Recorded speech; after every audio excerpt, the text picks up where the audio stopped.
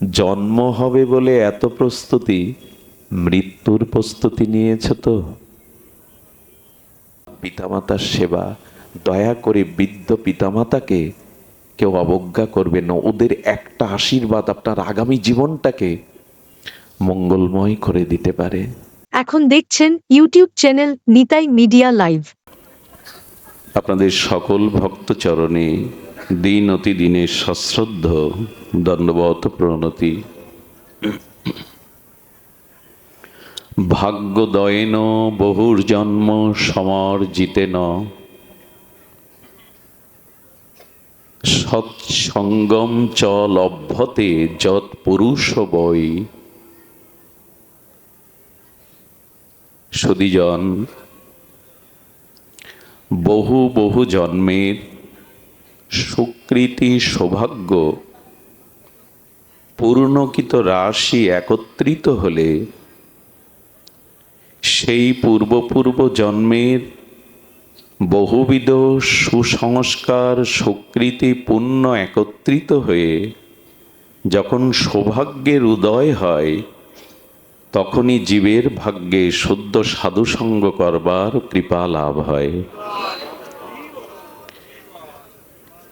এই জন্ম মৃত্যু ভ্রমণশীল সংসারে এই জন্ম মৃত্যু ক্ষয়ের সব থেকে প্রকৃষ্ট সময় যখন জীবের সাধুগুরু বৈষ্ণবের সঙ্গামৃত কথামৃত কৃপামৃত লাভ হয়। আমরা পুনঃ পুনঃ ভ্রমণ করছি সংসারে, জন্ম মৃত্যু জরা ব্যাধি কাল কবলিত চক্রে। কবে যে আমাদের জন্মযাত্রা শুরু হয়েছে জানি না, কবে যে পথ শেষ হবে তাও জানি না।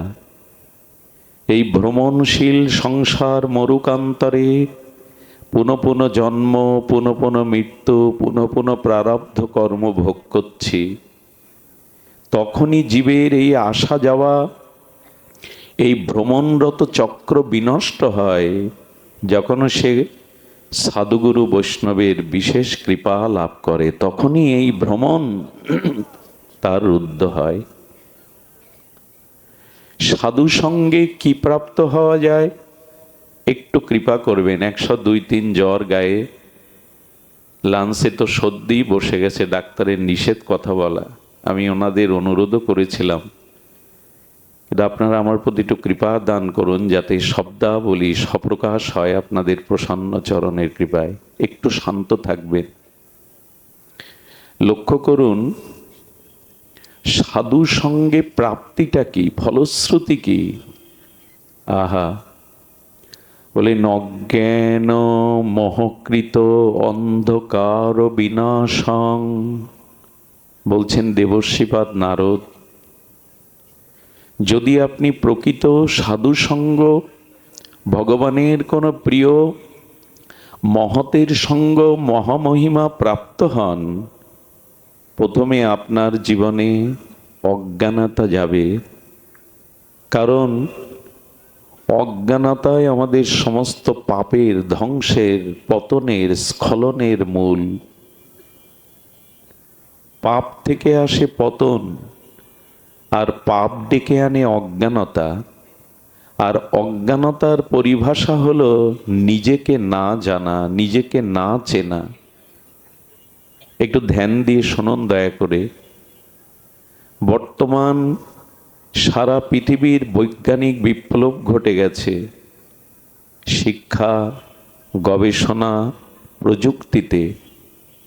মানুষ সমুদ্রের তলদেশে খনিজ সম্পদ আবিষ্কার করছে, গ্রহ থেকে গ্রহান্তরে, মহাকাশ থেকে মহাকাশান্তরে, মঙ্গল গ্রহে আর এই অনন্ত সৌরমণ্ডলে মানুষ এখন সব খবরই রাখছে।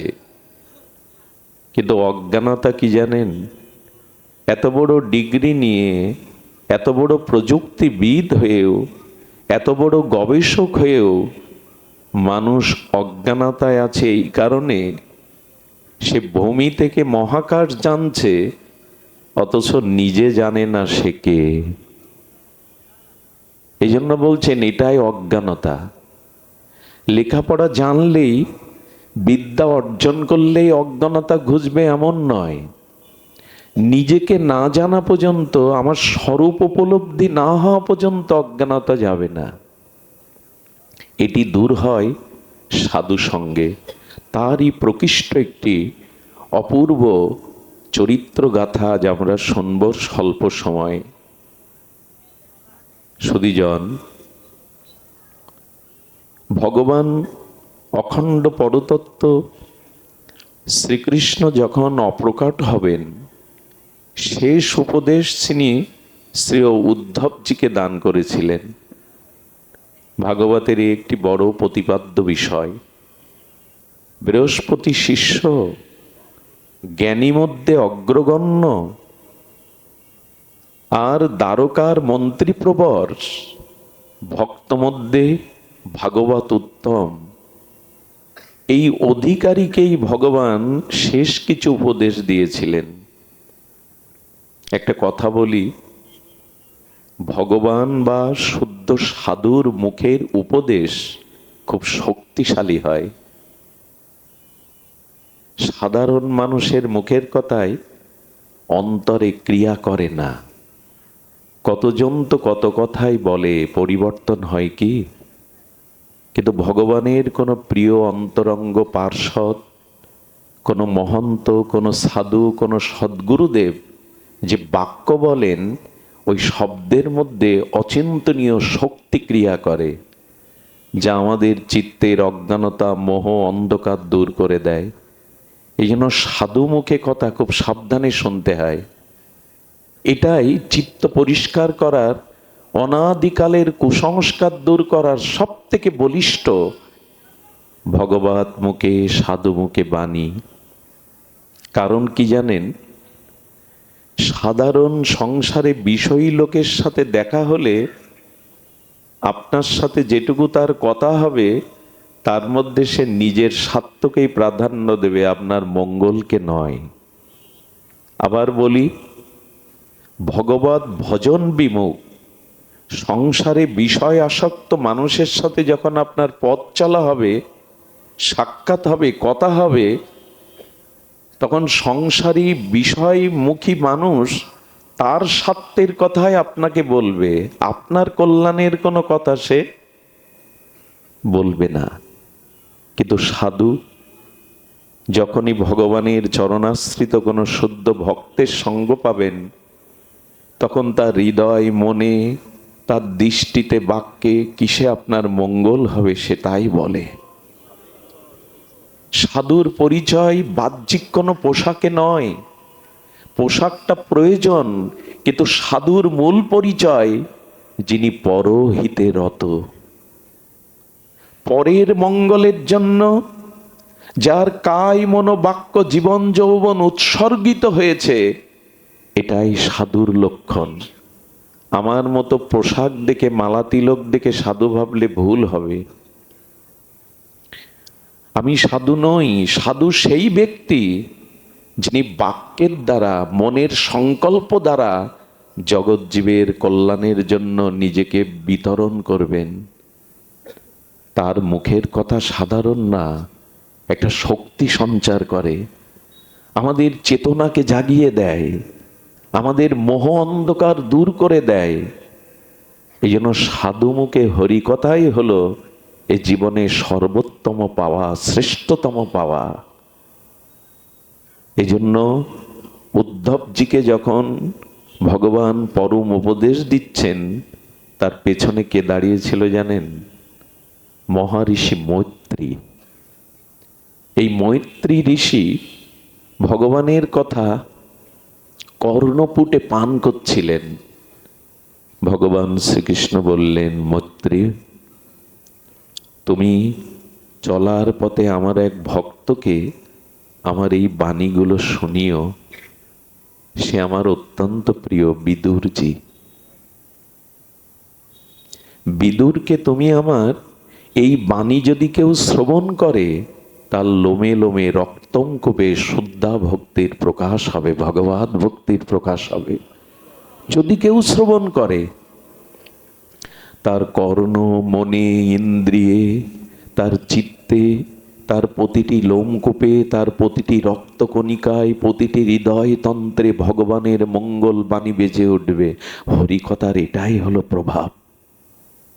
সাধু মুখে যদি হরিকথা শ্রবণ করা যায়, আপনার প্রতিটি ইন্দ্রিয়ই তন্ত্রে তন্ত্রে ভগবানের মঙ্গলময় আর আনন্দময় এই বীণার তরঙ্গে তরঙ্গায়িত হবে।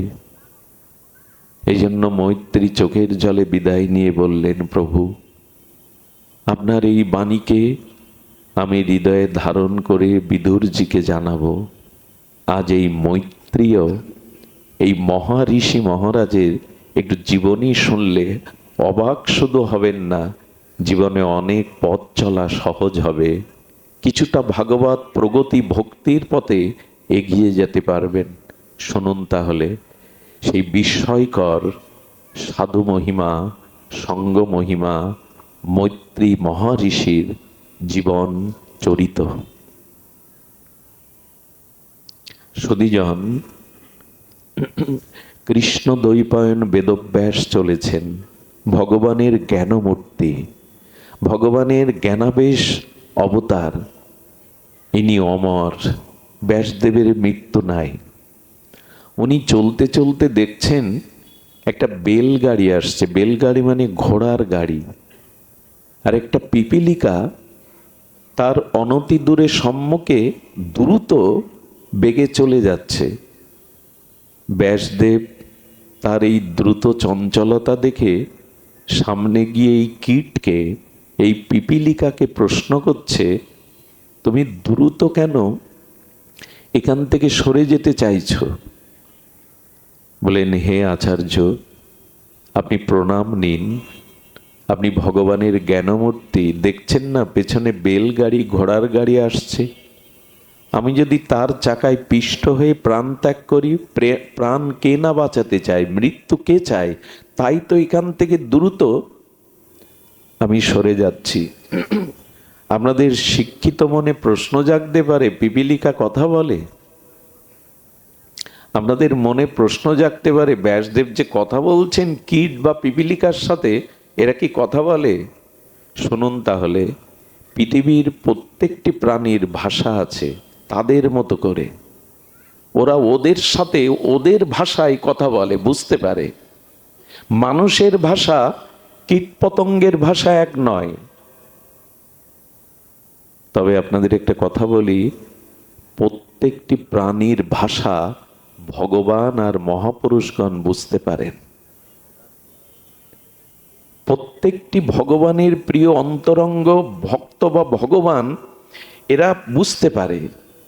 আচ্ছা বলুন তো, বনের হিংস্র ব্যাঘ্র পথে শুয়ে রয়েছে, শ্রীকৃষ্ণ চৈতন্য মহাপ্রভু মধুর কণ্ঠে হরিনাম নিতে নিতে চলেছে ঝাড়িখণ্ডের জঙ্গলে। তো জঙ্গলে চলতে চলতে বাঘের গায়ে ভাবাবেশে তো মহাপ্রভু হরিনাম সংকীর্তনে মধু, যারা হরিনাম করবে তাদের কণ্ঠটা মধুর হতে হবে, না হলে অন্যের হৃদয় স্পর্শ করবে না। বলে মধুর মানে গলায় খুব ভালো সুর থাকতে হবে? বলো না। যারা ভগবানের প্রসাদ পায়, যারা নিত্য ভগবানের নাম জপ করে, যাদের চরিত্র শুদ্ধ, তাদের কণ্ঠের মধ্যে একটা শক্তি ক্রিয়া করে, তাদের কণ্ঠটা অত্যন্ত মধুর হয়। মহাপ্রভু নিজে নাম নিচ্ছেন রাধাভাবে, ব্যাঘ্রের গায়ে পা লেগে গেল। আচ্ছা আপনাদের কি মনে হয় 550 বছর আগে বনের কোনো হিংস্র বাঘ গায়ে পা লাগলে ক্ষমা করবে তাকে? বাঘের ধর্ম কি কাউকে ক্ষমা করা? কি ঘটল জানেন? মহাপ্রভু বাঘের গায়ে ওনার চরণ লাগলে বাঘের চোখের দিকে তাকিয়ে কথা বলেছিলেন, ভগবান পারেন। মহাপুরুষগণ প্রতিটা প্রাণের অন্তর্নিহিত ও সংবেদনশীল ভাষা বুঝতে পারেন। মহাপ্রভু বললেন, ব্যাঘ্র, কত জন্ম কত পাপের দ্বারা এই সাপত সংকুল হিংস্র প্রাণীতে জন্মেছ। এসো একবার কৃষ্ণ কহ, একবার হরি বলো। তোমার অভিশাপ ঘুচে যাবে। একবার একবার একবার একবার কথাটি কথাটি শুনুন। উলুধ্বনি বারবার দিতে হবে না, দিলে একবার দিবেন। মঙ্গল ধ্বনি হলো হরি কথা। আচ্ছা, বাঘ মহাপ্রভুর কথা শুনবে তো? এটা সত্য যুগের ঘটনা নয়, ত্রেতার ঘটনা নয়। ব্যাঘ্র মহাপ্রভুর অন্তর্নিহিত ভাগবত ভাষা বুঝে, ব্যাঘ্রের চোখে জল, ব্যাঘ্রর তো হাত নাই মানুষের মতো, পা দুটো তুলে প্রভুর সাথে কৃষ্ণ নামে নৃত্য করতে লাগলো। কে বলে ওদের ভাষা বোঝে না? তেমনি ব্যাসদেব ভগবানের জ্ঞান মূর্তি, প্রতিটি প্রাণীর ভাষা উনি বোঝেন। পিপিলিকাকে বলছেন, তুমি কেন দ্রুত সরে যাচ্ছ? বলে, বেলগাড়ি এসে তো চাপা দিয়ে দেবে। ব্যাসদেব কি বলল জানেন? কি অদ্ভুত কথা! ব্যাসদেব বললেন, তোমার মরাই উচিত। খুব ধ্যান দিন, কথাটা যেন হৃদয় থেকে সরে না যায়। কথা তো অমৃত, কথা জীবন দান করতে পারে।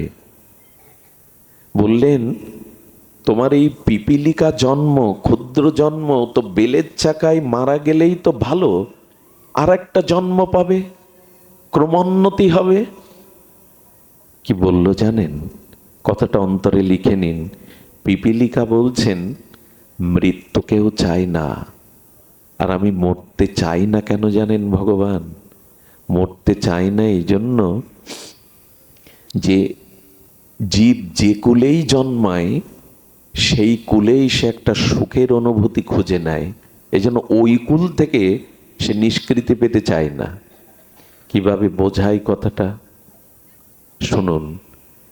ভক্তমালে নামা গোস্বামী লিখেছেন, একবার এক রাজার কাছে এক ত্রিকালজ্ঞ জ্যোতিষী গিয়েছিল। জ্যোতিষীকে প্রণাম করে রাজা হস্তরেখা বিচার করে বললেন, আমার আগামী জন্ম কি বলতে পারবেন? কি হব আমি? রাজার জীবনে অনেক অন্যায়, অত্যাচার, পাপকর্ম ছিল। আর সাধু কখনো তাকে আবেগতাড়িত কথা বলেন না। একটা জিনিস হাত জোর করে বলি, তার সাথেই বন্ধুত্ব রাখবেন। কার সাথে জানেন? অনেকেই আজকাল বলতে শুরু করেছে, ও আমার খুব ভালো বন্ধু, এই কারণে আমার ভালো মন্দ দুটাই মেনে নেয়। আমার ভালো মন্দ দুটোই মেনে নিয়ে আমাকে ভালোবাসে, ওই আমার ভালো বন্ধু। পৃথিবীতে ওর থেকে শত্রু আপনার কেউ নেই যে আপনার ভালো মন্দ দুটোই মেনে নেয়।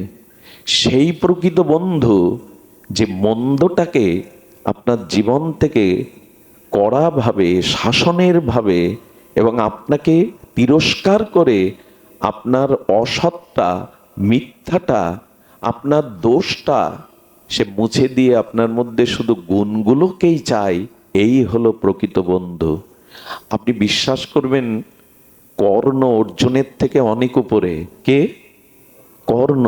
এমন দাতা কেউ ছিল না। আরেক শ্রীকৃষ্ণ রথে না থাকলে কর্ণের একটা বাণের আঘাত সহ্য করার ক্ষমতা অর্জুনের ছিল না। কিন্তু সেই কর্ণ কুরুক্ষেত্রে বিনাশ হয়ে গেল। কারণ কি জানেন? কর্ণ বন্ধুত্ব করেছিল দুর্যোধনের সাথে। আর দুর্যোধন বলেছিল, আমার সৎ অসৎ দুই সময় কর্ণ আমার সাথে থাকে। আর কর্ণ এই কথা বলেছিল, দুর্যোধনের সৎ অসৎ সপ্তাহতেই আমি তার কাছে আসি মরণ পর্যন্ত। এই জন্য কর্ণের জ্ঞান, বিদ্যা, বীরত্ব থাকলেও পতন হলো। আপনারও পতন হবে যে আপনার মন্দটাও মেনে নেয়, ভালোটা মেনে নেয়। তার সাথেই বন্ধুত্ব করবেন যে চিরকাল আপনার মন্দটাকে দূরে থেকে ভালোটার সময় সাথে থাকে। নাহলে কিন্তু কর্ণের মতো পরিণতি হবে। অনেক গুণ, অনেক বিদ্যা থাকলেও পতন আটকাতে পারবেন না। এখন বেশ আবেগে আমরা বলি, আমার ভালো মন্দ দুটোইও আমার সাথের সাথী, সর্বনাশ করে দেবে আপনার। সুধীজন, কি বলছে পিপিলিকা শুনুন। ওই জ্যোতিষী রাজাকে বলছেন, রাজা রাজা, আপনি কিছু মনে নেবেন না, আগামী জন্মে আপনি শূকর যোনি প্রাপ্ত হবেন। কি যোনি? শূকর যোনি। কেঁপে উঠল বুক ভয়ে, জানে তো নিজের পাপ আছে। বলেন, আপনি কৃপা করে বলুন ওই জন্ম থেকে তাড়াতাড়ি আমি কি করে মুক্তি পাবো, কারণ শূকর জন্ম বড় কষ্টের, বড় যন্ত্রণার। থাক বাবা, থাকবে, পরে নিচ্ছি বাবা। আপনি বসুন বাবা, একটু এগিয়ে বসুন বাবা, বসুন। সুধীজন,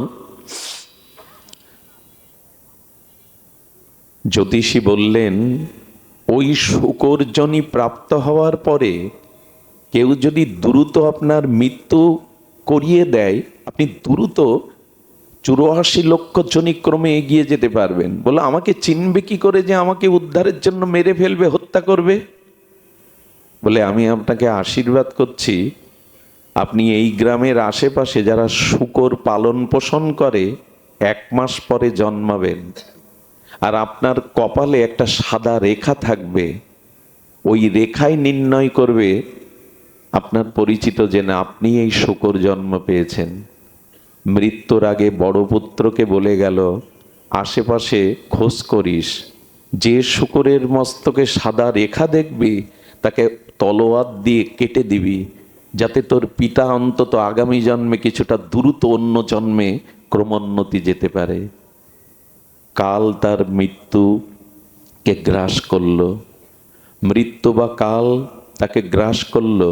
1 মাস পর তার বড় পুত্র তলোয়ার নিয়ে শূকর পালন পোষণকারীর গৃহে গিয়ে দেখে সদ্য 7 দিন আগে একটি শূকর জন্মেছে এবং সেই সাদা রেখা।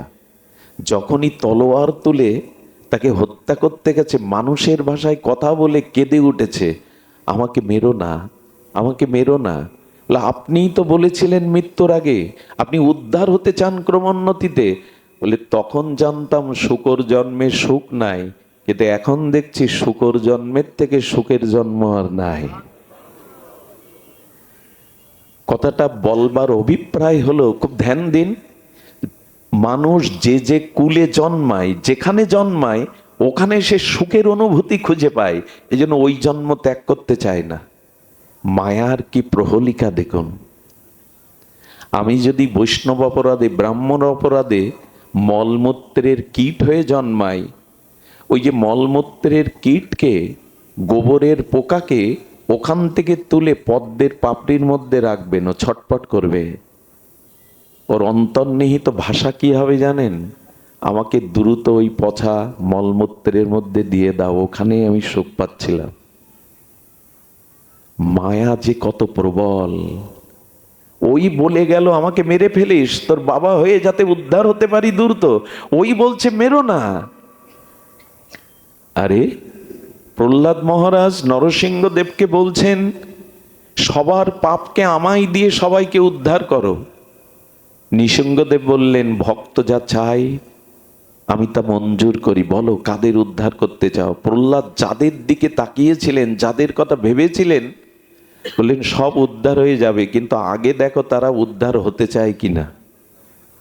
প্রহ্লাদ সবার কাছে গিয়ে বললেন, বৈকুণ্ঠের বিমান এসছে, আপনারা যাবেন না? বলে, আমার ছেলের বিয়ে বাকি তো, আমার মেয়ের বিয়ে বাকি তো, আমার এখন এই 7টা মেটেনি। বিস্ময়কর চোখে প্রহ্লাদ দেখছে যে বৈকুণ্ঠকে থেকেও রাজি না, সংসারের সবাই সংসার সুখে ব্যস্ত।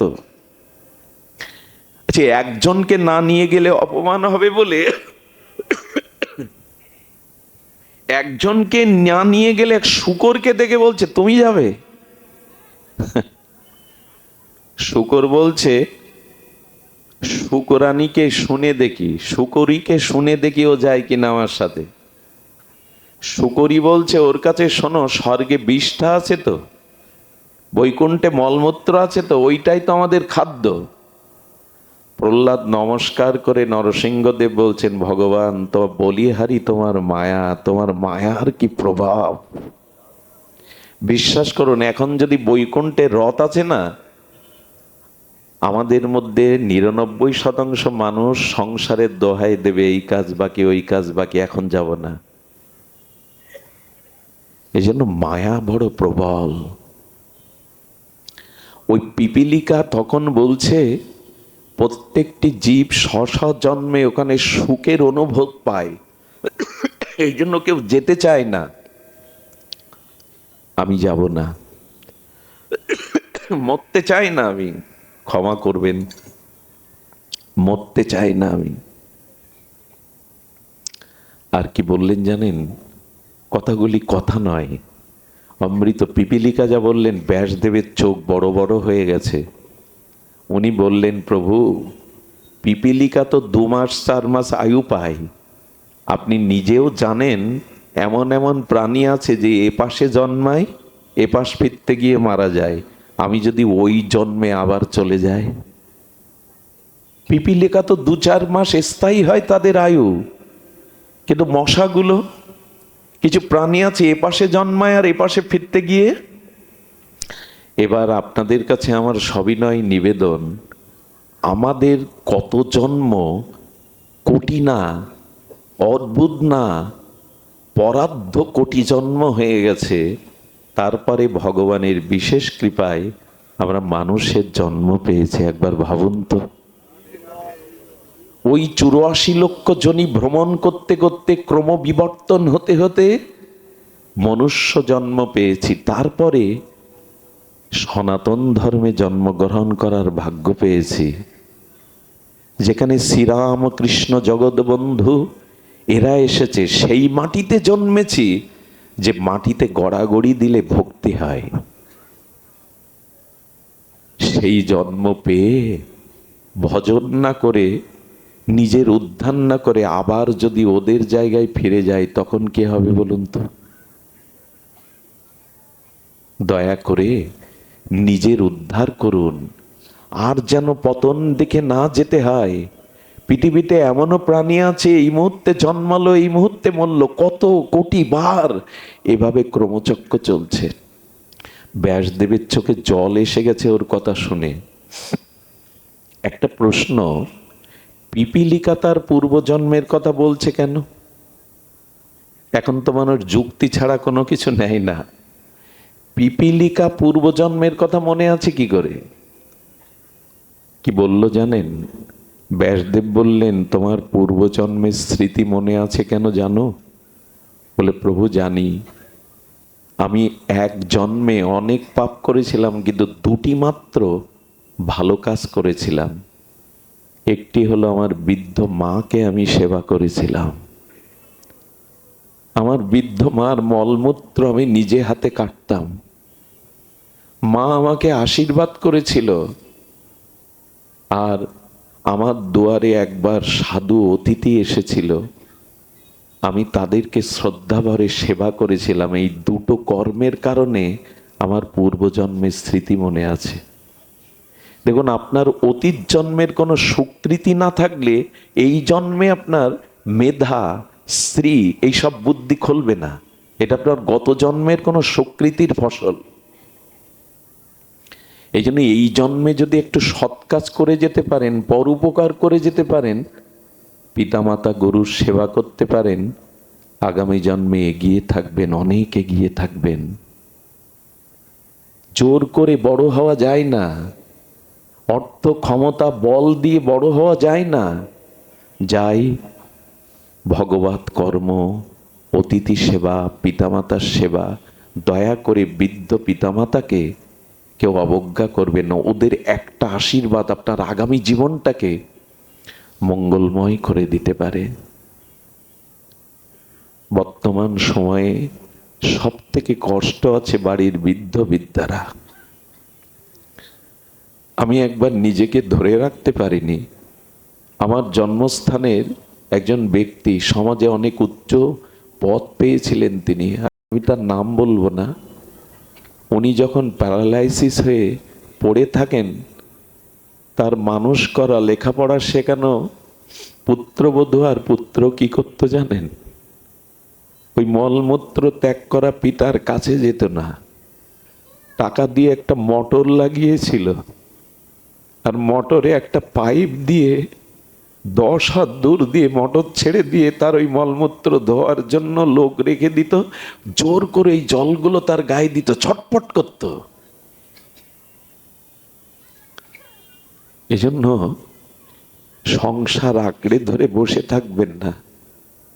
50-60 বয়স হলে একটু বন্ধু সুন্দরের চরণে গিয়ে নাম করুন, চলে যান কোনো তীর্থ ধামে গিয়ে। আগে এই ব্যবস্থাটা ছিল, এখন মানুষ যত বয়স হয় আঁকড়ে ধরে থাকে আর লাঞ্ছনা গঞ্জনা পেতে থাকে। সারা জীবন সংসারে আঁকড়ে ধরার চিন্তাটা করবেন না, সৎকর্ম করুন। পিতামাতাকে, বৃদ্ধ বৃদ্ধাদের অবজ্ঞা করবেন না। ওদের মৃত্যুর সময় একটা আশীর্বাদ আপনার আগামী জীবন মঙ্গলময় হতে পারে। ওদের সেবা করবেন। বলেন, আমি আমার বৃদ্ধা মায়ের সেবা করেছিলাম, এই জন্য পূর্বজন্মের স্মৃতি আমার মনে আছে। ভগবান ব্যাস, আমি অতিথি সেবা করেছিলাম, এই জন্য আমার মনে আছে। ব্যাসদেবের চোখে জল এসে গেল। এতটুকু পিপীলিকা বলে কি? সদীজন, ব্যাসদেব বললেন, তুমি এই জন্ম ত্যাগ করো, তবে আগামী কিছু জন্ম, একটা ক্রম আছে তো, এত লক্ষ এই জন্ম, এত লক্ষ, এরকম ভাগ আছে না, 20 লক্ষ, হ্যাঁ, পশু জন্ম, 30 লক্ষ পশু জন্ম, 11 লক্ষ কীট। এইভাবে বিজ্ঞানও অনেকটা এগিয়েছে ক্রমবিবর্তনে, যে মানুষ কিভাবে আজকের মানুষ। ধ্যান দিন। বলেন, তোমার আগামী কিছু জন্ম আরো নিচকুলে, পশুকুলে জন্মাতে হবে, একটা ক্রম আছে তো। তবে জেনে রাখো, তুমি যে কুলেই জন্মাও, আমি ব্যাসদেব প্রতিজ্ঞা করছি, আমি তোমাকে কৃপা করতে তোমার সঙ্গ দেব। এই দেখুন সাধু সঙ্গের মহিমা। বহু জন্মের ভাগ্য না হলে সাধু সঙ্গ হয় না। বলেন, আগামী যে কুলেই তুমি জন্মাবে, আমি তোমার সঙ্গ দেব। আর শুনে রাখো, এইভাবে ক্রমবিবর্তনে একদিন তুমি ক্ষত্রিয় হবে, একদিন তুমি ব্রাহ্মণ কুলে জন্মাবে, আর তোমাকে পূর্ণ জ্ঞান দিয়ে তোমাকে ভগবানের চরণে পৌঁছে দেওয়ার দায়িত্ব আমার থাকলো। সাধু পারে, এই জগতে শ্রীগুরু বৈষ্ণব সাধুগণই পারে আপনার উপায় করে দিতে। সত্যি কথা বলতে কি, ভগবানের কৃপা অগ্রে না, আগে না, গুরু কৃপায়। বন্ধু সুন্দরের প্রিয় আমার দাদাজি মহারাজ বলছিলেন, ভগবানের পিছনে ছুটে কিছু পাবেন না। তুলসীদাস গোস্বামী বললেন, যদি কখনো কৃষ্ণ আর শ্রী গুরুদেব, শ্রীকৃষ্ণ আর গুরুদেব আপনার দুয়ারে এসে দাঁড়ায়, কাকে প্রণাম করবেন আগে? জগৎগুরু শ্রীকৃষ্ণ যদি গুরুদেবকে সাথে নিয়ে আপনার দরজার চৌকাটে দাঁড়ান, আগে কৃষ্ণকে না, আগে গুরুকেই প্রণাম করতে হবে। আমি ভগবানকে উপলব্ধি করতে পারতাম না, কে ভগবান, কি ভগবানের মহিমা, এটা গুরুদেব কৃপা করে জানিয়েছেন। এই জন্য সাধু কৃপা, মহৎ কৃপা চাই। সদীজন, এভাবে ওই ঘোড়ার গাড়িতে তখন মৃত্যুকে আর ভয় নেয়। একটা কথা বলি, একমাত্র ভক্তি লাভ হলেই, মহৎ শ্রীগুরুপা, গুরু কৃপা, সাধু কৃপা লাভ হলে তখন মানুষ মৃত্যুকে আর ভয় পায় না। পরীক্ষিত মহারাজ কিন্তু মৃত্যুতে ভয় পেয়েছিলেন প্রথমে। 7 দিন ভাগবত শুনে গুরুদেব পরমহংস সুখদেব গোস্বামী প্রশ্ন করছেন, আরে আমি মরবো, এটা পশু বুদ্ধি। সুখদেব গোস্বামী সুখদেব পরমহংস কুলতিলককে শোনাচ্ছেন পরীক্ষিত মহারাজ, গুরুদেব, হে পরমহংস, এখন যদি তক্ষক অভিশাপগ্রস্ত আমাকে দংশন করতে স্বপ্নে আসে, আমি কালরূপ তক্ষককে ভয় পাবো না। বলে, কেন পাবে না? 7 দিন আগে তো ভয় হচ্ছিল মৃত্যুর। বলে, যে গোবিন্দ গুণকথা, অমৃত লীলা কথা শুনিয়েছেন, এখন সাপের মধ্যেও আমি আমার ইষ্ট কৃষ্ণকে দেখবো, তাতে আমার আর ভয় কোথায়? আমি সর্পের মধ্যেও কৃষ্ণকে দেখবো, তোমার ভয় কোথায়? হরিদাস ঠাকুর মৃত্যুকে প্রার্থনা করেছিলেন যে ভাষায়, তা পৃথিবীতে অমর হয়ে আছে। হরিদাস ঠাকুর মহাপ্রভুকে বলেছিলেন, হৃদয়ে ধরিব তোমার ও কমল চরণ। দেখুন তো এই মৃত্যুটা কেমন, এ তো ভয়ের মৃত্যু না, এ তো বিজয়ের মৃত্যু, উৎসব উৎসবের মৃত্যু, আনন্দের মৃত্যু। হৃদয়ে ধরিব তোমার ও কমল চরণ, নয়নে হেরিব তোমার ও চন্দ্র বদন, জিহ্বায় উচ্চারিব শ্রীকৃষ্ণ চৈতন্য নাম, এই মতো ইচ্ছা মোর ছাড়িব পরার। এ মৃত্যু তো ভয়ের না, এ মৃত্যু তো অন্ধকারের না। হরিদাস বলছেন আমি চলে যাব কেমন করে জানো? তোমার কমল চরণ দোকানা বুকে ধরব, আমার নয়ন ভৃঙ্গ ভ্রমর, তোমার কমল বদনের ওই অমৃত মাধুর্য পান করতে করতে ভাই শ্রীকৃষ্ণ চৈতন্য, শ্রীকৃষ্ণ চৈতন্য বলতে বলতে আমি চিরদিনের মতো তোমাতে আশ্রয়। কই এই মৃত্যু তো ভয়ের না।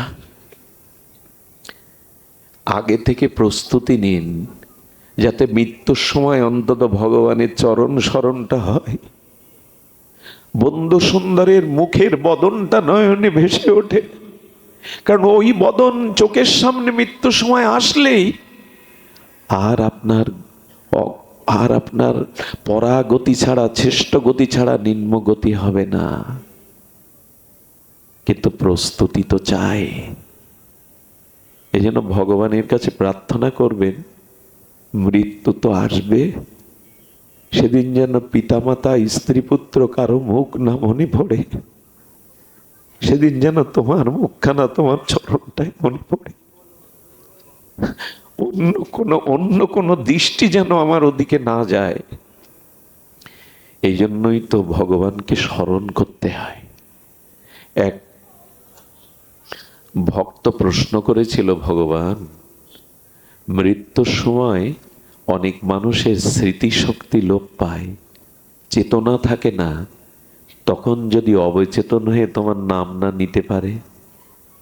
ভগবান বললেন, যারা গুরুচরণ আশ্রয় করে সারা জনম আমার ভজন সাধন করে, মৃত্যুর সময় তার চেতনা লুপ্ত হলে আমি তার হৃদয়ে বসে তার হয়ে ভগবানের নাম করিয়ে নেই। ও দায়িত্বটা তখন আমার উপরে এসে পড়ে। আহা, ও দায়িত্বটা তখন আমার উপরে এসে পড়ে। সারা জীবন তুমি আমাকে ভজন করেছ, এখন আমার দায়িত্ব তোমার হয়ে ভগবানের নাম করে দেও। এ আমার আবেগের কথা নয়, খুব ভুল হয়ে যাচ্ছে আমাদের। ভজন না করে খুব ভুল হয়ে যাচ্ছে। কুকুর শুকরে জন্মালে তো কিছু করতে পারবো না। সংসার করতে হয় বলে এরকম মেতে থাকতে হয়, খাওয়া পরা ভোগ বিলাস আনন্দ ফুর্তি নিয়েই কাটাতে এসছে জীবন। তবে বন্ধু সুন্দর কি ভুল করলো? কান্তি বন্ধু ব্রহ্মচারী মহারাজ কি ভুল করলো? এই সাধু সন্ন্যাসীরা রূপ সনাতন কি ছেঁড়া কাঁথা গায়ে দিয়ে রাজমন্ত্রী, তারা বৃন্দাবনের ধুলায় ছেঁড়া কাঁথা গায়ে দিয়ে পড়ে থাকে, তারা কি ভুল করলো? না, ভুল আমরা করছি। সংসার চিরদিন থাকবে না, রূপ যৌবন এই গৃহ থাকবে না। একটা মূল্যবান কথা কি জানেন? জন্মের সময় আমি স্ত্রীকে সাথে নিয়ে আসিনি, পুত্র কন্যাকে সাথে নিয়ে আসিনি, পিতামাতাকেও সাথে নিয়ে আসিনি, আবার মৃত্যুর পরেও এদের সাথে নিয়ে যাব না, সম্বন্ধ থাকবে না। মাঝগানের এই কটা দিন এরাই সব হয়ে গেল, ভগবানকে ভুলে গেলাম। অথচ জন্ম জন্মান্তরে তো ভগবানই আমার। চক্ষু দান দিলা যেই, জন্মে জন্মে প্রভু সেই। গুরুদেব তো এক জন্মের নয়, রাধারানী তো এক জন্মের নয়, আমার গৌর সুন্দর তবে এক জন্মের নয়, জন্ম জন্মান্তরে। তাকে ভুলে থাকাটা ঠিক না। সাধু সঙ্গে আসলেই বিবেক জেগে ওঠে মানুষের। আমাকে কিছু করতে হবে, দ্রুতই করতে হবে, সময় ফুরিয়ে আসছে। এই জন্য সাধু সঙ্গে তদোদয়ে তো বিবেক জেগে ওঠে। এটা আর কোথাও ওঠে না, বিশ্ববিদ্যালয়ে ওঠে না। সাধু সঙ্গেই বিবেক জেগে ওঠে। এরপর এই পিপীলিকা আরো কত প্রাণী কুলে জন্মালেন, শেষে ক্ষত্রিয় কুলে জন্মালেন। তখনই ব্যাসদেব আবার এলেন, এই যে আপনাদের সাথে তো আমার কোনো রক্তের সম্পর্ক নাই, কোনো স্বার্থের লেনা দেনা নেই, কিন্তু অনেক মুখ দেখে মনে হয় আপনারা আমার অনেক জন্মের চেনা, যেন আপনাদের কোনো জন্মে। আসলে এই যারা স্বজাতীয় সঙ্গ করে এক জন্মের না, এটা অনেক জন্ম ধরে করে আসছেন আপনারা, এটি এক জন্মের না।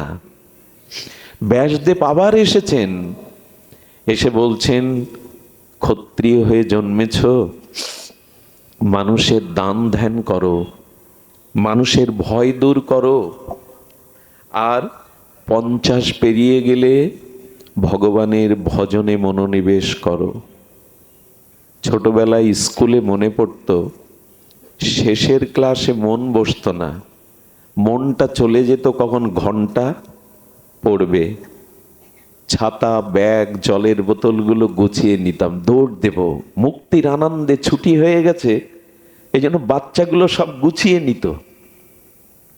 আমরা গোছাচ্ছি তো ঘন্টাটা পড়বে সামনে, আমরা গোছাচ্ছি তো চলে যাওয়ার। একটা অদ্ভুত কথা কি জানেন, গর্বে, মাতৃগর্ভে সন্তান এলে অনেক প্রস্তুতি নেয় মানুষ, তার ওজন কেমন, কমাস হলো, তাকে তার অবস্থানটা কেমন, নেয় না? কত প্রস্তুতি নেয় না? ঠাকুরমা কাঁথা সেলাই করতে শুরু করে, কেউ খেলনা কিনে রাখে। জন্ম হবে বলে এত প্রস্তুতি, মৃত্যুর প্রস্তুতি নিয়েছ তো? জন্মের জন্য এত প্রস্তুতি, মৃত্যুর প্রস্তুতি নাই বলে সেটা আবার কেমন? বলে মৃত্যুর প্রস্তুতি হলো আগামীকালের সূর্য আমার জন্য নাও উঠতে পারে, তাই যা করার এই সময়ের মধ্যে করে নাও, ভগবত স্মরণটা করে নাও, আগামীকাল সূর্য আমার জন্য নাও উদয় হতে পারে। এ কি মানুষকে আবেগ দিয়ে বলা কথা? এই জন্য গীতায় বলছেন, তস্মাৎ সর্বেষু কালেষু মামনুষ্যর যুদ্ধ চ। আর মহাপ্রভু আমার বঙ্গজননীর ভাষায় তিনি বলে গেলেন, খাইতে সইতে উঠিতে বসিতে যথা তথা নাম লও। নিঃশ্বাসকে বিশ্বাস করবেন না, ভুল হয়ে যাবে। এই জন্য বললেন ভজন করো, আগামী জন্মে তুমি ব্রাহ্মণ কুলে জন্মাবে, আর এই ব্রাহ্মণ কুলে জন্মালেই তুমি পূর্ণাঙ্গ ভগবত কৃপার অধিকারী হবে। ব্যাসদেব অভয় দিলেন, ভজন করার কৃপা সঞ্চার করলেন, ভজন করে দেহ ত্যাগ করল। পরবর্তীকালে ইনি ব্রাহ্মণ কুলে এসেছিলেন এবং পূর্ব সংস্কার অনুযায়ী বৈষ্ণব ব্রাহ্মণ হয়েছিলেন। ব্রাহ্মণের মধ্যে যদি ভক্ত বা বৈষ্ণব ব্রাহ্মণ হয় তাহলে জানবেন সে সোনায় সোহাগা। মহাপ্রভু বলেছে ব্রাহ্মণ কুলে জন্মানোটা ভাগ্যের বটে, কিন্তু ব্রাহ্মণ কুলে জন্মে যদি হরি ভজন না হয়, ভগবত ভক্তি না হয়, তবে উচ্চকুল তোমার কিছু করে দেবে না। ব্রাহ্মণ কুলে জন্মাতে পারো তুমি পূর্ব সুকৃতিতে, কিন্তু হরি ভজন বিমুখ হলে ওই উচ্চ কুল তোমার কিছু করে দেবে না। কই মহাপ্রভু তো ব্রাহ্মণ কুলে এসেছিলেন, অভিমান করেননি তো? মহাপ্রভু তো ধুলাই লুটাচ্ছে, কই উনি তো অভিমান করেননি। এই জন্য উচ্চ কুলে জন্মালেও হরিভক্তি পরায়ণ হতে হবে। এই ব্রাহ্মণ সারা জীবন অধ্যয়ন অধ্যাপনা যজন যাজন ইষ্ট ভজন করে গেলেন। ব্যাসদেব তাকে কৃপা করে বললেন, আগামী জন্মটাই তোমার সার্থক জন্ম হবে। এর পরের জন্মই হলো ইনি মৈত্রী মহর্ষি ঋষি হয়ে জন্মালেন, মৈত্রী হয়ে। কোথায় কীট পিপীলিকা, আর কোথায় আসছেন উনি? একটাই কেবল পথ, উনি ব্যাসদেবের কৃপা পেয়েছিলেন, সাধু কৃপা, গুরু কৃপা পেয়েছিলেন। ইনি এসেছিলেন, ওনার মায়ের নাম ছিল মিতা। মিতা থেকে ওনার নাম হয় মৈত্রেয়। এই মৈত্রেয় রূপে জন্মানোর সাথে সাথে তার ভেতরে শশীকলার ন্যায় বাড়তে বাড়তে ভগবত স্পৃহা জাগলো। আমি আপনাদের একটা কথা অনুরোধ করে বলি, অবশ্য ফরিদপুরের মাটিতে কথা বলা আমার মানায় না, অন্য মাটিতে বলা যায়। সিলেটের মাটিতে, শ্রীহট্টের মাটিতে, ফরিদপুরের বৃহত্তর ফরিদপুরের মাটি খুব পবিত্র। এখানে ভগবানের অনেক প্রিয় পার্ষদ, বিশেষ করে বন্ধু সুন্দর, আমাদের স্বামী প্রণবানন্দ, অনেক মহাপুরুষ এসেছেন। আর বন্ধু সুন্দর তো স্বয়ং রাধারানীর পরম মাধুর্য কৃপা নিয়ে এলেন। আমার মাঝে মাঝে ফরিদপুরে আসলেই আগে গাড়ি থেকে আমি জুতোটা নামাতে চাই না, কারণ এই মাটিতে জুতো পায়ে দিতেও কুণ্ঠিত বোধ হয়। মনে হয় এই ধুলায় এখনো বন্ধু সুন্দরের চরণধুলি মাখানো আছে, এই বাতাসে এখনো ওনার ভজন অনুভূতিগুলো মাখানো আছে। আপনারা ফরিদপুরবাসী ধন্য কেন জানেন? ফরিদপুরবাসী ধন্য, ভগবান বা তার প্রিয় পার্ষদ যদি কোথাও আবির্ভূত হন, কোন শুদ্ধ ভগবানের প্রিয় ভক্ত যে মাটিতে জন্মায় তার 16 যোজন মাটি ভক্তি স্নাত হয়, পবিত্র থাকে। কয় যোজন? 1 যোজন মানে 2.5 কিলোমিটার। বৃন্দাবন দাস ঠাকুর বলছেন 16 যোজন মাটি পবিত্র হয়ে যায়। যদি এগুলো যুক্তি জানলে, একটা অ্যাটম যদি বাস্ট হয়, অ্যাটম বোমা কত দূর ছড়িয়ে যায় তার বিকিরণ? ডাক্তারবাবু কত দূর যায়? নাগাসীমায় যে দশা হয়েছিল, হিরোসীমা নাগাসীমাতে, তো মানুষের তৈরি করা অ্যাটম পাওয়ার যদি পুরো এলাকাকে তামা করে দিতে পারে, তো যারা ভগবানের ভজন করেন তাদের ভজন শক্তি অনুভূতি ছড়াবে না মাটিতে, বাতাসে? এই জন্য এই মাটি অন্যরকম। ফরিদপুরের মানুষদের অভাব কম, বিশেষ করে যেখানে মহাপুরুষদের আবির্ভাব হয় ওখানে ঐশ্বর্য লক্ষ্মী এসে ভগবানের সেবা করে। সুধীজন, এসব কথা বলছি কেন? এই মাটিতে জন্মেছি বলে গর্ব করবেন, অথচ ভজন করবেন না, সে গর্বের কোনো মূল্য নাই। মানুষ মনে করে কি বৃন্দাবনে গেলেই, ওখানে বাস করলেই, মহাপুরুষের আবির্ভাব স্থলিতে জন্মালেই হয়ে গেল, এমন না। আচ্ছা বলুন তো, আয় করে দিতে পারে একজন, আপনার আয় করে বাজার করেও আনতে পারে, বাজার করে সবজিগুলো আমানিও করতে পারে, আমানি করে রান্নাও করতে পারে, রান্না করে থালায় পরিবেশনও করতে পারে, থালা থেকে হাতে করে আপনার মুখে তুলে দিতে পারে, কিন্তু ওটা চর্বিত চর্বণ কেউ করে দিতে পারে? ভজনটা আপনাকেই করতে হবে। অমুক মাটিতে জন্মেছে এই অভিমানে ভজন না করে বসে থাকলে মুখে তুলে দিতে পারে, চাবাতে হবে তো, চর্বণ করতে হবে তো নিজেকেই। এই জন্য এই মাটির অপমান হবে যদি ভজন না করেন। যেমন হরিদাস ঠাকুর যে দেশে জন্মেছে সে দেশে যদি নামের প্রভাব না থাকে, নামের রুচি না থাকে, তবে সেই মাটি অপমানিত হবে। এই জন্য আপনারা ভজন করুন। আর ভজনের মধ্যে শ্রেষ্ঠ কি জানেন? সাধু সঙ্গে হরিকথা শ্রবণ করা। এটাই ভজনের অন্যতম শ্রেষ্ঠ উপায়। অন্য উপায় যেগুলি আছে, কিন্তু ভাগবত প্রাধান্য দিয়েছেন সাধু সঙ্গে হরিকথা। শুনুন, সা বৈ পুংসাং বিশ্বাসকেন কথা সুজা ন উৎপদায়েদ যদি রতিং শ্রমৈব হি কেবলম। অমল পুরাণ ভাগবতজি বলছেন, দান ধ্যান পুণ্য কর্ম যাগ যজ্ঞ যা কিছু করো, একরকম বৃথা হবে, ব্যথা হবে যদি ভগবানের কথায় রুচি না হয়, ভগবত কথায় রুচি না হয়। বিশ্বাস কেন কথা সুজা ন উৎপদায়েদ যদি রতি।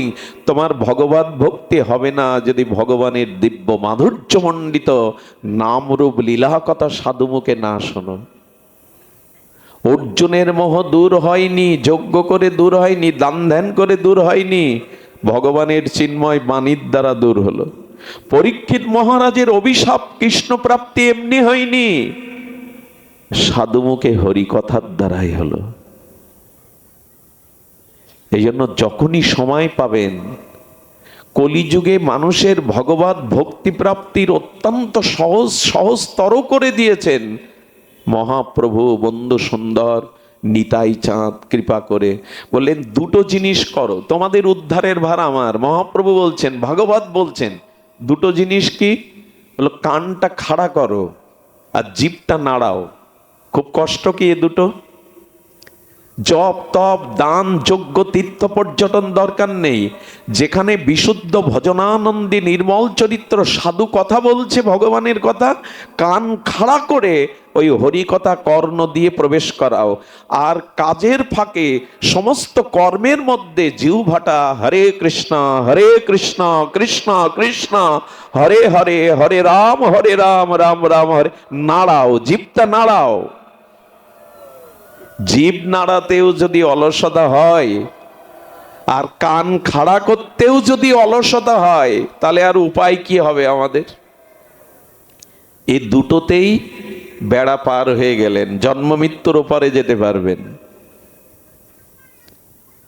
সদীজন, এই জন্য হরি কথাতে রুচি আনতে হবে।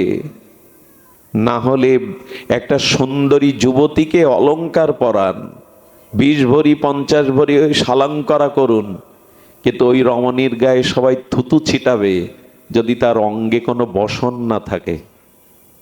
হোক সুন্দরী, হোক তাকে স্বর্ণ অলঙ্কার পরিহিতা, বসন না থাকলে কিন্তু ধিক্কার পাবে। তেমন তোমার দান ধ্যান পুণ্যকর্ম আছে, অথচ সাধু সঙ্গে তোমার হরি কথাতে রুচি হয়নি, জানবে ওগুলো বৃথা, ওগুলো বৃথা, ওতে কাজ হবে না। তো এই মৈত্রীও যখন জন্মালেন, ভাগবতের প্রতি তার পূর্ব সংস্কারে রুচি এলো। যখন রুচি এলেন, কার কাছে ভাগবত শিক্ষা গ্রহণ করবেন? দেখুন, এই ভাগবত বলতে গেলেও একটা পরম্পরা লাগে। পরম্পরা ছাড়া অনেক শ্রোতা আছে, তারা পাঠ শোনে না সবার মুখে। পরম্পরা মানে এই যে বিদ্যুৎটা এখানে বাল্ব আকারে জ্বলে অন্ধকার দূর করছে, এর উৎস কি এখানে এই বাল্বের মধ্যে? পাওয়ার হাউসে। ওই পাওয়ার হাউস থেকে মূল শক্তিটা কেন্দ্রায়িত হয়ে আপনার সেই 11,000 ভোল্ট থেকে বিভাজন করে 420 ভোল্টের দ্বারা আবার তার টেনে সুইচ মিটার লাগিয়ে যতটুকু ধারণ ক্ষমতা এখানে সেটা জ্বলছে। পাওয়ার হাউস যদি এখন উৎপাদন বন্ধ করে দেয়, সুইচ দিয়ে বাল্ব খাটিয়ে কেউ করবেন, জ্বলবে না। তো ভাগবতেরও একটা পরম্পরা আছে, সেই পরম্পরা কি শুনুন। ভগবান এই ভাগবত জ্ঞান দিলেন ব্রহ্মাকে, ব্রহ্মা দিলেন নারদকে, নারদ দিলেন বেদব্যাসকে, বেদব্যাস দিলেন সুখদেবকে, সুখদেব দিলেন সুতমুনিকে। তেমন যারা ভাগবত বলছেন তাদের ভাগবত পরম্পরাও থাকতে হবে। দুটো শ্লোক মুখস্থ করে আর বিভিন্ন কিছু দিয়ে আপনাদের 3 ঘন্টা বসিয়ে রাখার নাম ভাগবত না। এই জন্য আমার মতো পাঠকের মুখে হরি কথায় আপনাদের কোনো কাজ করবে না। শুদ্ধ পরম্পরা থাকতে হবে। বিশ্বাস করুন, আমি ক্লাস 6-এ উঠে আর পড়াশোনা করতে পারিনি, পিতা চলে যায়। আমি মাঝে মাঝে নিজেও কল্পনা করতে পারি না যে আমি বলছিটা কি। সারা দিন কর্মে ব্যস্ত থাকতে হয়, আমি গ্রন্থ দেখবার সময় পাই না। কিন্তু পরবর্তী বুঝলাম, যখন আমার বোধোদয় হলো, এটা গুরু পরম্পরার শক্তি। ভাগবত বলা যায় না, ভাগবত প্রকাশ হয়।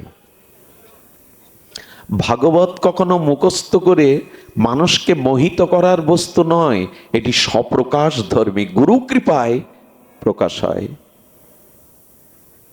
ডক্টর মোহনম্রত ব্রহ্মচারী কি ভাগবত গঙ্গন্তরী এমনি হতে পারে?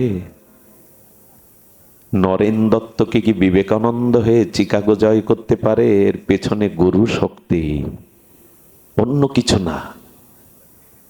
এই জন্য নিজের কোনো পাণ্ডিত্যে এখানে কিছু হয় না, পরম্পরা শক্তির মাধ্যমে দীক্ষাও নিতে হয়, হরিকথা সঙ্গ করতে একটা পরম্পরা। মাঝখানে পাওয়ার হাউসের মাঝখানে কোনো সেট পড়লে এই আলো চলবে না। আমরা পরম্পরাটাই ভুলে গেছি, জানি না। তো আমার বলবার অভিপ্রায় হলো, এই মৈত্রী ঋষি পরম্পরায় চলে গেছেন কার কাছে জানেন? পরাশরের কাছে, ব্যাসের পিতা পরাশর ঋষির কাছে। উনি ভাগবত পরম্পরা পেয়েছিলেন। ওনার কাছে গিয়ে যখন ভাগবত শিক্ষা গ্রহণ করলেন, বললেন গুরুদেব আমি লেখাপড়া জানি না, গুরু কৃপায় ওর মধ্যে ভাগবত প্রকাশ ঘটিয়ে দিলেন। কিন্তু ভাগবতের যথার্থ প্রকাশের অধিকারী হয়েছে কিনা একটা পরীক্ষা নিলেন। পরীক্ষা ছাড়া তো আমরা আমরা তাদের চরণ কৃপা পেতে পারি না। একটা আধার হতে হয়, একটা পাত্র হতে হয়। খুব ধ্যান দিয়ে শুনুন। মৈত্রীকে বললেন আমাকে একটু সোনা দক্ষিণা দাও। কি চাইলো? সুবর্ণ, সোনা। মৈত্রী ঋষি ভাগবত বুঝেছেন কিনা, উনি যথার্থ তত্ত্বজ্ঞ হয়েছেন কিনা, গুরুদেব পরীক্ষার জন্য কি চাইলেন? সুবর্ণ। এসে চিন্তা করলেন, কিছু মনে করবেন না, কলি মহারাজ এই স্বর্ণের মধ্যে সুবর্ণের মধ্যেই পঞ্চম জায়গা চেয়েছিলেন। এই জন্য সাধুগুরু বৈষ্ণবরা সোনা ব্যবহার খুব বেশি করতে চায় না, কারণ সোনার মধ্যে, আচ্ছা আপনি চিন্তা করতে পারেন, পরীক্ষিত মহারাজের মতো বৈষ্ণব কুলতিলক সেখানে মৃগয়া শিকার করতে গিয়ে মুনির গলায় সাপ জড়িয়ে দিল, এই বুদ্ধি ওনার কোথা থেকে এলো? একজন এমন আচার্য, পাণ্ডবদের উত্তরসূরি, গর্বেই যিনি ভগবান দর্শন করেছেন, সে মুনির গলায় সাপ জড়িয়ে দেবে, এই বুদ্ধি ওর কোথা থেকে এলো? বলো, উনি দুর্যোধনের পোশাক আর মুকুটটা পরেছিলেন একদিন, ওই সোয়াতেই তার মধ্যে কলি প্রবেশ করলো, মৃগয়ায় নিয়ে গেল, বুদ্ধি ভ্রষ্ট করে দিল। সুধীজন, উনি বললেন গুরুদেব আমার কাছে সুবর্ণ চেয়েছেন, কিন্তু সুবর্ণ তো গুরুদেবের চাওয়ার বস্তু না। এই দেখুন কেন অধিকারী হওয়া লাগে। উনি গণ্ডকী নদীর তীরে গিয়ে তপস্যা করে একটা শিলা পেলেন, শালগ্রাম শিলা। ওটাই পরাশরকে উপহার দিয়ে বলছেন গুরুদেব আপনার সুবর্ণ এনেছি। পরাশর তাকিয়ে বললেন এটা তো নারায়ণ শিলা, এটা সুবর্ণ কোথায়? হাত জোর করে বললেন গুরুদেব, সুবর্ণ শব্দের অর্থ ধাতু সোনা, আরেকটি অর্থ যদি আপনি কৃপা করে আমাকে বলবার অনুমতি দেন, সুবর্ণ, যার বর্ণ উজ্জ্বল, সু, এই সুবর্ণ একরকম ভগবানকেই বলা হয়। উনি বুঝলেন আমি উপযুক্ত জায়গায় জ্ঞান দিয়েছি, বুঝতে পেরেছে। বললেন তো সুবর্ণই ভগবান, তাই নারায়ণ শিলা তোমার কাছে ভগবান। বলে যদি কৃপা করেন, অনুমতি দেন, তবে এই নারায়ণ শিলার মধ্যে চতুর্ভুজ ভগবান প্রকট হয়ে যেতে পারে আপনার কৃপা হলে। উনি হাত জোড় করে স্তুতি করতে লাগলেন, হে ভগবান, ভগবত কৃপা শক্তিতে তুমি প্রকট হও।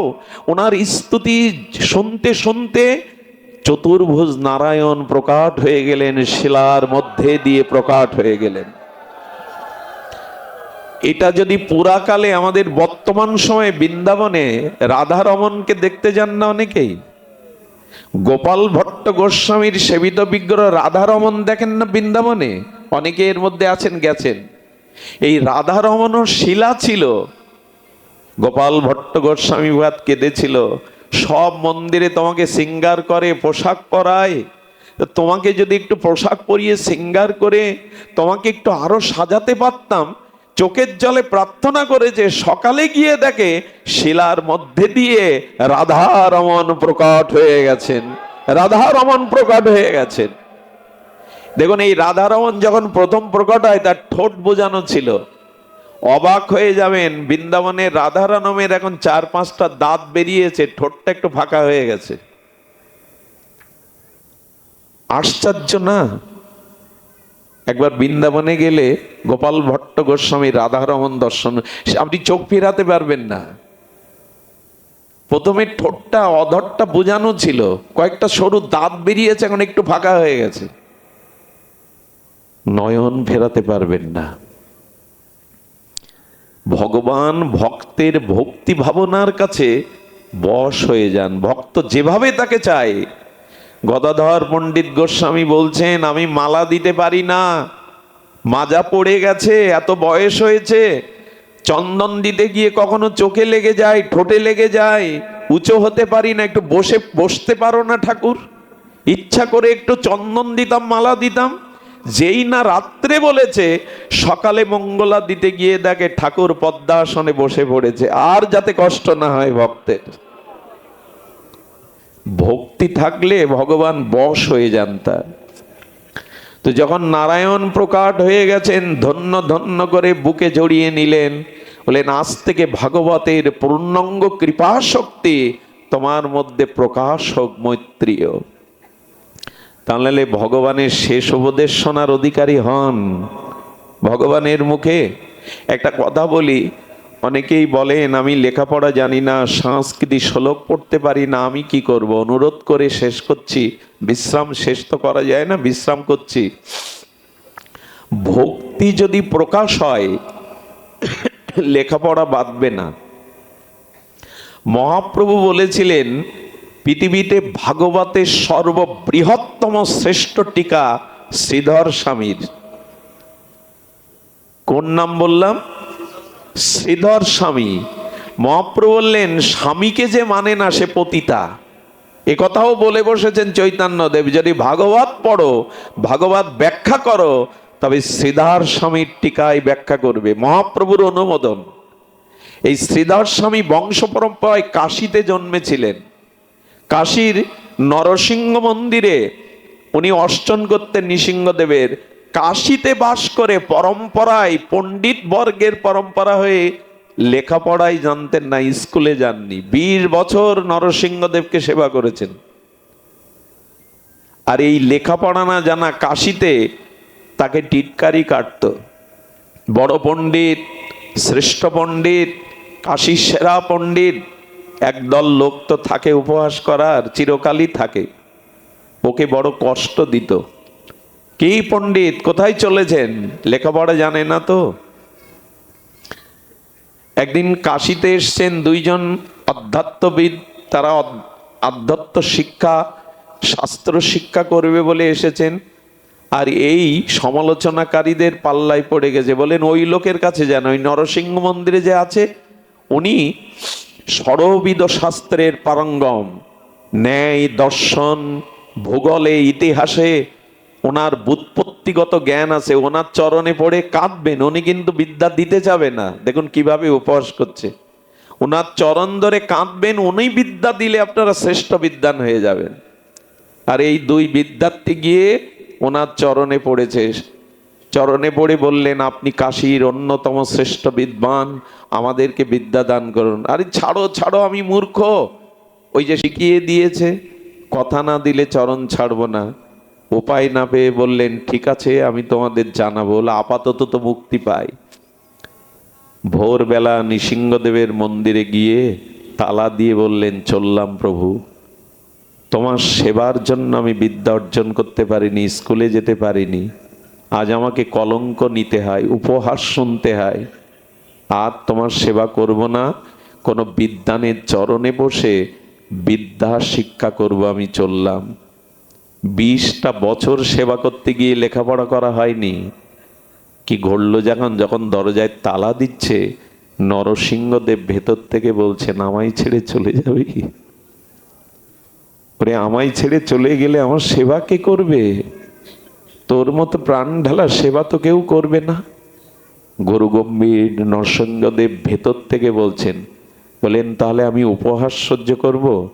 বলেন কোনো পণ্ডিতের কাছে যাওয়া লাগবে না, আজ থেকে আমার কৃপায়, আমার আশীর্বাদে তোর মধ্যে স্বতঃস্ফূর্তভাবে ষড়বেদ, চারি বেদ, ষড়দর্শন, নিখিল শাস্ত্র তোর মধ্যে প্রকাট হয়ে যাবে, যা আশীর্বাদ করেছিলেন নরসিংহদেব।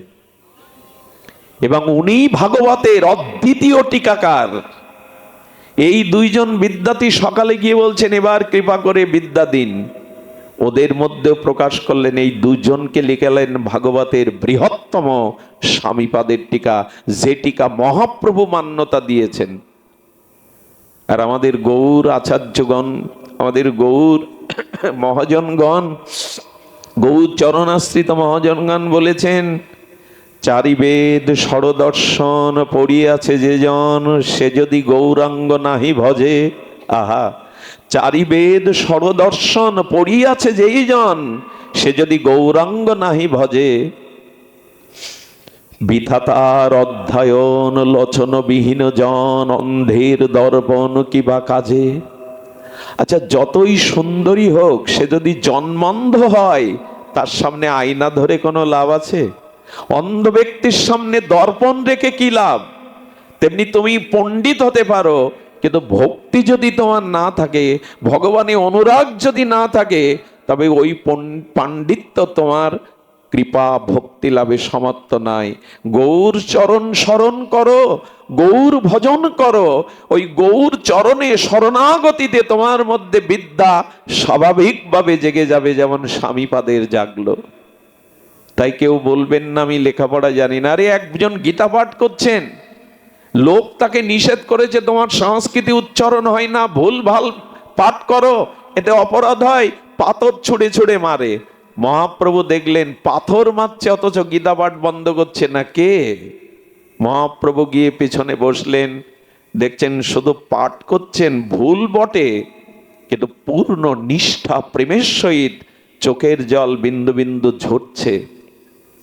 মহাপ্রভু পাশে বসেছেন, একটু পরে প্রভুকে দেখে চরণে এলো, প্রভু আমি মূর্খ, আমি লেখাপড়া জানি না, গীতা পাঠে ভুল উচ্চারণ হয় আমি জানি, কিন্তু কি করব? দীক্ষার পরে গুরুদেব বলেছিলেন, গীতাটাকে নিয়ে প্রতিদিন বসবি, গীতাটা পাঠ করবি। জানেন, বলে তুমি কাঁদছো কেন গীতা দেখে? আমি তো ভালো অক্ষর জানি না, তাই পৃষ্ঠা খুললেই দেখি ওই প্রতিটি অক্ষরের মধ্যে রথের ওপরে আমার কৃষ্ণ জনার্দন অর্জুনকে উপদেশ দিচ্ছে। আমি ভগবানকে দেখেই কেঁদে ফেলি, চোখে জল এসে যায়। মহাপ্রভু বুকে জড়িয়ে ধরে বললেন, জগতের শ্রেষ্ঠ গীতা পাঠক তুমি, গীতা পাঠের মর্ম তুমি বুঝেছ, ভগবানে ভক্তি। এই জন্য একটু করে শাস্ত্র পড়বেন। মহানামজির গীতা ধ্যান, গৌর কথা জগৎকে প্লাবিত করে দিয়েছে। এক পৃষ্ঠা হলেও নিত্য একটু পড়বেন। এখন মানুষ মোবাইল ব্যবহার, প্রযুক্তি ব্যবহার এত করছে, গ্রন্থ ভুলে গেছে। একটা কথা বলি, মোবাইলে, নেটে, ইন্টারনেটে বা কম্পিউটারে যদি ওগুলো পড়েন, পড়া হবে, অনুভূতি হবে না। কারণ যে লেখক গ্রন্থ লিখেছে, ওই অক্ষরের ভিতর ওই লেখকের হৃদয়ের অনুভূতিগুলো ওর মধ্যে আছে। যখন ওটা চোখ দিয়ে পড়বেন, তখন ওই গ্রন্থকারের অনুভূতিগুলো আপনার মধ্যে প্রবেশ করবে। গীতা নেটে পড়া আর গীতা গ্রন্থ খুলে পড়া এক নয়। ওই অক্ষরের ভিতরে অনুভূতিগুলো পড়বে। তাই প্রতিদিন একটা গীতার শ্লোক, মহতের বাণী পড়বেন, আপনাদের মধ্যে ভাগবত প্রকাশ হবে। এখন এখানে আমার মনে হচ্ছে বৈকুণ্ঠ থেকে, স্বর্গের থেকে এখানের পরিবেশ আরো নির্মল। বৈকুণ্ঠে হরিকথা নয়, হরি আছে, স্বর্গে দেবতা আছে, অমৃত আছে, হরিকথা নয়। তাই জীবনের বাকি দিনগুলো যেখানে হরিকথা, সেখানেই ছুটে যাবেন হৃদয় দিয়ে হরিকথা পেতে নিতে। আপনাদের কল্যাণ হোক, আপনাদের মঙ্গল হোক, এই নামযজ্ঞ সার্থক হোক। অসুস্থ শরীর নিয়ে এসেছি, আপনাদের কৃপা দৃষ্টি যেন বাকি জীবনের সময়টুকু আপনাদের চরণ সান্নিধ্যে হরি কথা রসে অবগাহন করতে পারি। জয় শ্রী গুরু প্রেমানন্দে হরি বল।